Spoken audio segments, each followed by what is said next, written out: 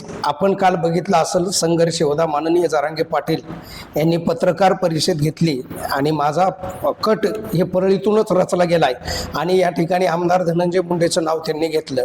या ठिकाणी लागलीच धनंजय मुंडे यांनी पत्रकार परिषद घेऊन हे कसे खोटे आरोप आहेत हे दाखवण्याचा केविलवाना प्रयत्न केला आणि लगेच त्याला पुराव्यानिशी जरांगे पाटलानं अख्ख्या महाराष्ट्रासमोर एक ऑडिओ आणि व्हिडिओ समोर आणून धनंजय मुंडेनेच कट कसा रचला हे पुराव्याने सिद्ध केले असून नक्कीच याचा कट हे धनंजय मुंडे यांनीच रचलेला आहे. धनंजय मुंडे आणि खोटं बोल पण रेटून बोल हे समीकरण आहे आणि याचाच काल भाग होता तोडाफोडान राज्य करा. माननीय संघर्ष होता जरांगे पाटील यांच्या खांद्याला खांदा लावून मागच्या 2-3 वर्षापासून माननीय गंगाधरजी नाना काळकुटे हे लढा लढत आहेत. कुठंतरी तोडाफोडा राज्य करा आणि नानाला बदनाम करण्याच्या हेतून अशा पद्धतीचं काही षडयंत्र त्या ठिकाणी रचले गेलं.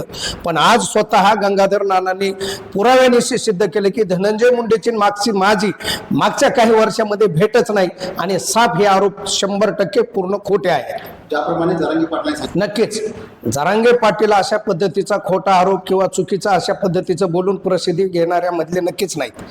जरांगे पाटलानं जे काही गोष्टी बोलले ते सगळे पुराव्यांनी त्या ठिकाणी त्यांनी दाखवून दिले आणि येणाऱ्या काळामध्ये ही पिलावळ जर शांत नाही राहिली तर अजून मोठे काही पुरावे त्यांच्याकडे आहेत जेणेकरून अजून व्हिडिओ ॲडिओ त्या ठिकाणी दाखवून या महाराष्ट्रामध्ये कशा पद्धतीचा धनंजय मुंडेचा कारभार चालू आहे हे या ठिकाणी समोर येणार आहे.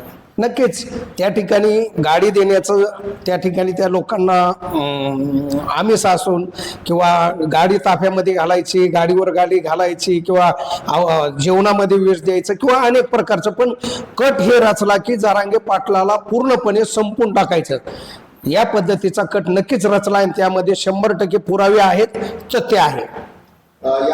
नक्कीच भेट म्हणजे कट असं होऊ शकत नाही पण कट रचणारे जे काही लोक आहेत त्यांची तुमची भेट कशी काय होती हे तर सिद्धच आहे ना.